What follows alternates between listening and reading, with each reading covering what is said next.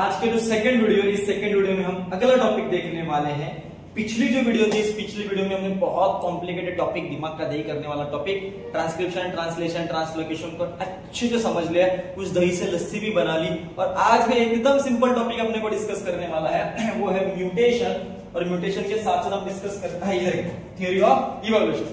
तो छोटू सा टॉपिक है, 10 मिनट 15 मिनट की वीडियो में खत्म हो जाएंगे। देखिए म्यूटेशन का डेफिनेशन क्या बोलिए, genes help to transfer the genetic information from one generation to another generation, sometime nucleotide sequence of gene changes due to some reason and these heritable changes are called as mutation. बच्चों देखो, ये है मान लो DNA, okay.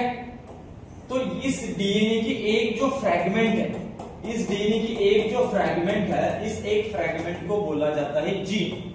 और इस gene के पास एक special type का कैरेक्टर रहता है। मान लो ये वाला जीन है जो आपके हाइट को बताएगा, ये वाला आपके कलर को बताएगा, ये वाले आपके आई कलर को बताएगा, ये वाले आपके हेयर कलर को बताएगा। मतलब ऐसे हर एक डीएनए की सेगमेंट के पास अलग अलग एक इंफॉर्मेशन रहती है। तो कई बार होता क्या है, मान लो कि ये डीएनए है और इस डीएनए के एक फ्रैगमेंट, एक जीन जिसके ऊपर जो न्यूक्लियोटाइड्स है, मतलब adenine, thymine, guanine, cytosine, adenine, thymine, guanine, इस तरह के कुछ न्यूक्लियोटाइड सीक्वेंस रहते हैं। तो इसके कॉम्प्लीमेंट्री क्या आएगा, ए का टी, टी का ए, जी का सी, इसके बाद टी, उसके बाद ए और उसके बाद सी। कुछ इस तरीके का आपका टेम्पलेट स्टैंड है। अचानक से मतलब देखो ऐसे ही नहीं, कई बार सन के रेडिएशन की वजह से अगर आप बार बार बहुत ज्यादा एक्सरे करते हो, सोनोग्राफी करते हो, उस रेडिएशन के वजह से भी ये जो डीएनए है, इस डीएनए के अंदर चेंज आ सकता है। तो अभी यहाँ पर हुआ क्या मालूम है, आपका ये जो सीक्वेंस था न्यूक्लियोटाइड का, वो चेंज हो गया। मान लो कि आपका ये जो ए और टी था, ये ए और टी था, इसके जगह पर आकर बैठ गया सी जी जी सी। तो पहला ए टी, टी ए, इस तरीके का सीक्वेंस था। लेकिन अभी बच्चों को सीक्वेंस क्या हो गया, चेंज हो गया।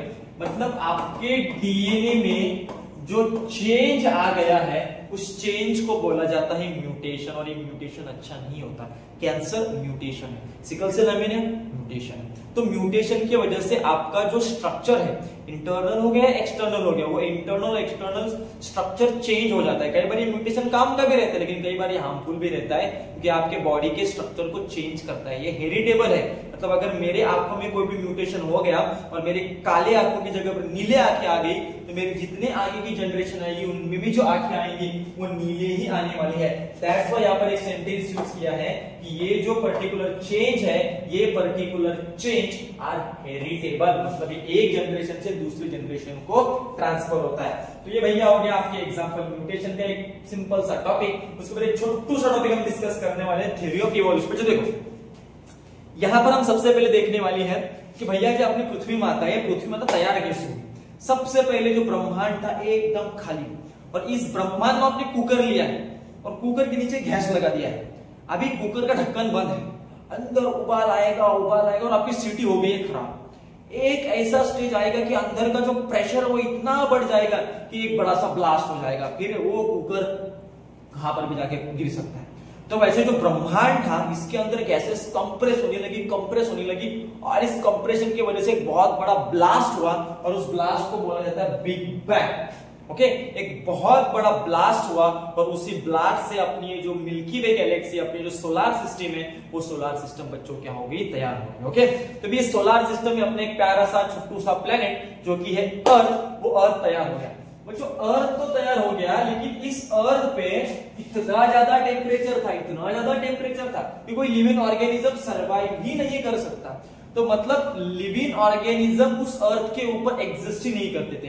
अर्थ थी, लेकिन एक हॉट बलून का गैस, मतलब ऐसा उबालता हुआ लावे जैसा आपको पृथ्वी दिखाई देगी। तो यहाँ पर ऑब्वियसली बात है, कोई ऑर्गेनिज्म नहीं जिंदा रह सकता। लेकिन साल बीतते गए, समय हर दर्द की दवा है। और ये जो पृथ्वी है, ये आपकी पृथ्वी ठंडी होगी, और जैसे ही पृथ्वी ठंडी होगी ना, तो वहां के अंदर जो एलिमेंट्स थे, वो एलिमेंट्स रिएक्शन करना शुरू कर देते हैं। मतलब ओजोन लेयर तो बनी नहीं थी, तो ऊपर से जो सीधा रेडिएशन आ रही थी, वो रेडिएशन अर्थ के ऊपर गिर रही थी। तो इसकी वजह से हुआ क्या, अंदर के जो एलिमेंट है, अर्थ के अंदर के जो एलिमेंट है, वो रिएक्शन करने लगे और बहुत अलग अलग तरीके के गैसेस बन गए, लाइक हाइड्रोजन एंड ऑक्सीजन। और ये जो हाइड्रोजन और ऑक्सीजन थी ना, ये हाइड्रोजन ऑक्सीजन मिल गई और ये हाइड्रोजन और ऑक्सीजन मिलने के बाद धड़ाम से 60,000 साल तक बारिश गिरी।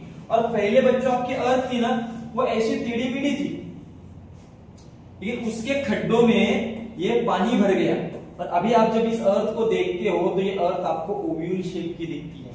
मतलब ये अर्थ के जो खड्डे हैं वो खड्डे आज के समंदर है। वो 60,000 जो बारिश गिरी, 60,000 साल जो बारिश गिरी, उसकी वजह से वो खड्डे पूरे भर गए और इस अर्थ के ऊपर अभी पानी आ गया है, लेकिन फिर भी ओजोन लेयर नहीं बनी है। ऊपर से जो रेडिएशन आ रहे थे, इस पानी के अंदर जो एलिमेंट है वो रिएक्शन कर रहे थे और प्रोटीन जैसे न्यूक्लिक एसिड जैसे जो मटेरियल थे वो इस अर्थ के अंदर तैयार होने लगे। और इस प्रोटीन से एक न्यूक्लिक एसिड से देखते देखते इस अर्थ के अंदर एक फर्स्ट सेल पैदा होती है, जिस फर्स्ट सेल को बोला जाता है प्रोटोप्लाज्म। देखो ये बहुत डिटेल टॉपिक है ही नहीं, इसके ऊपर कुछ पूछा ही नहीं जाता है। इसके ऊपर बस एक ही सवाल पूछा जाता है कि which is the first cell which produce on the earth, right. तो बस इतना ही पूछा जाता है प्रोटोप्लाज्म। तो इसलिए इस टॉपिक को हम ज्यादा डिटेल में नहीं ले रहे, लेकिन जितना है उतना तो ले रहे हैं, लेकिन इसके ऊपर आप ज्यादा टाइम पास मत करो। तो फर्स्ट सेल है आपकी प्रोटोप्लाज्म जो बन गई है। अब ये जो प्रोटोप्लाज्म है वो प्रोटोप्लाज्म आपके आजू बाजू का जो इन्वायरमेंट है उस आजू बाजू के इन्वायरमेंट से न्यूट्रिशन को एब्जॉर्ब करती है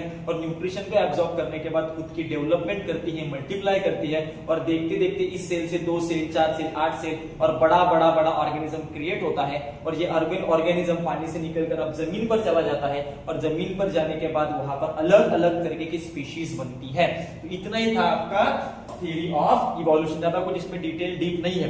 तो अभी ये जो थ्योरी बताई गई, ग्रेजुअल डेवलपमेंट वाली थ्योरी बताई गई, इसका प्रूफ क्या है भाई? हम कैसे मान लें कि इसके पहले डायनासोर थे और अभी डायनासोर नहीं है? हम कैसे मान लें इसके पहले बंदर था, अब बंदर से इंसान बन गया है? तो ये सारे जो चेंजेस हुए उस चेंजेस को बोला जाता है इवोल्यूशन। तो इवोल्यूशन को एक वर्ड में क्या बोल सकते हैं? चेंजेस। लेकिन जब कोई साइंटिस्ट आके बोलता है कि पहले बंदर थे, एप्स थे, उससे ह्यूमन बीइंग आए, तो कोई उस पर विश्वास रखेगा क्या? नहीं। तो इस चैप्टर में आगे आपने को कुछ इस तरीके के एविडेंसेस दिए हैं जो एविडेंसेस ये प्रूफ करते हैं कि इवोल्यूशन हुआ है, चेंज हुआ है, जिनको हम अगले वीडियो में क्या करने वाले हैं बच्चों देखते हैं। यहाँ तक वीडियो देखने के लिए धन्यवाद। मिलते हैं नेक्स्ट वीडियो में। Best of luck.